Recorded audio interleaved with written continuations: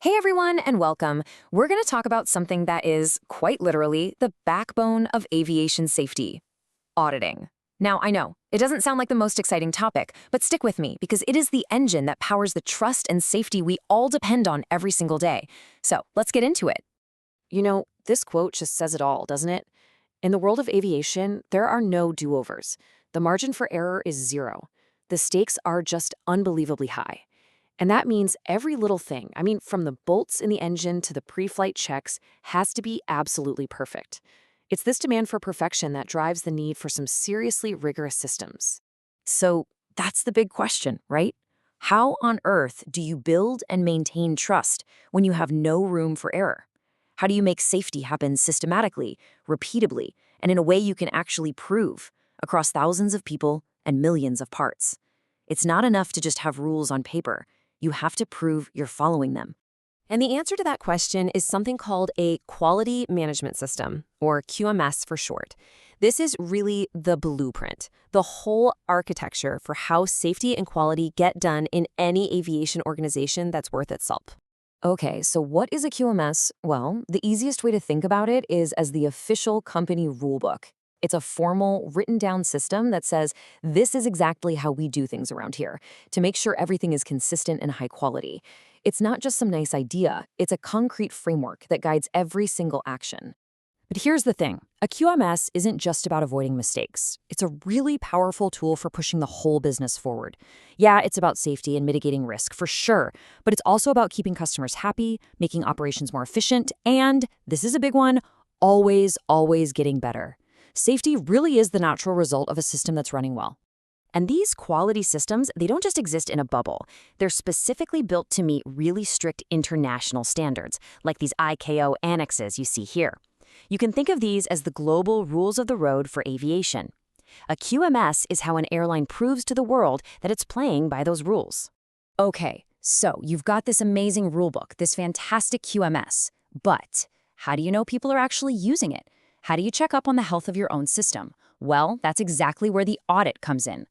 An audit is basically a health check, and there are three key words to remember here. It's systematic, meaning there's a clear plan. It's independent, so it's objective and unbiased, and it's documented, so there's proof. An audit is the official way we verify that what we say we do is what we actually do, day in and day out. So, what's an audit really trying to achieve? It boils down to these three things. First, it confirms conformance. Are you really following the rules you set for yourself? Second, it checks if management is actually invested in the system. And third, and this one is so important, it's about finding ways to get better. Audits aren't about blame. They're about making the whole operation safer and more efficient for everyone. Let me give you a real-world example.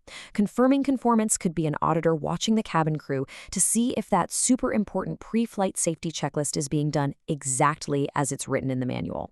Not kinda close, not good enough, exactly. This is where the paper process meets the real world. All right, so it turns out not all audits are created equal. In aviation, you're mainly going to come across three different types. Let's meet the examiners. This table lays it all out. First, you've got first-party audits. That's when you audit yourself. Then, there are second-party audits, where a customer or a partner checks up on you. And finally, you have third-party audits, which are the big, official ones done by an independent certification body. Each one has a totally different goal, from just getting your own house in order to landing a huge contract or getting that official ISO seal of approval. Here's a super simple way to think about it. A first-party, internal audit, that's like checking your own homework for typos before you hand it in.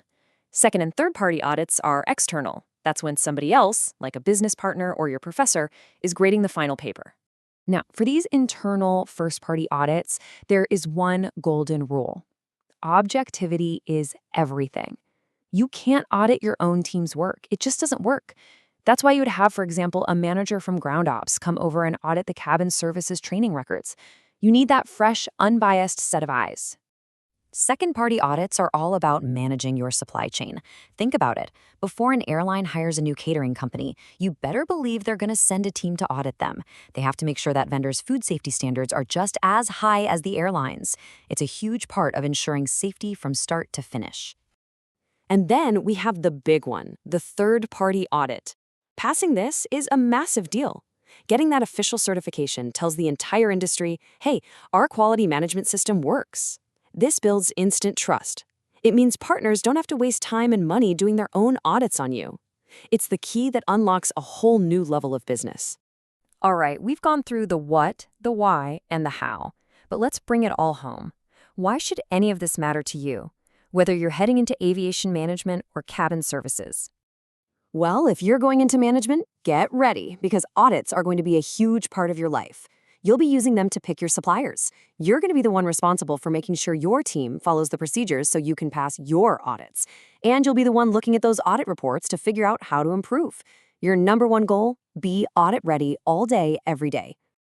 And for those of you going into cabin services, you are the QMS in action. Seriously. Every time you follow that checklist to the letter, that's the system working perfectly. Every accurate record you keep is the proof an auditor is looking for. You're not just a part of the system, you are the front line, and your professionalism is what makes it all possible. So I really hope you can see now that auditing is so much more than just a tedious, box-checking exercise. It's this living, breathing process that fuels everything we care about in aviation. It's the engine that powers trust, the proof of our commitment to safety, and the spark for always, always getting better. And that leaves us with one final thing to think about. As our technology gets more and more complex, smarter planes, more data, the way we ensure quality is going to have to evolve too. What's the future of auditing going to look like? That's the next big question, and you all are going to be the ones to help answer it.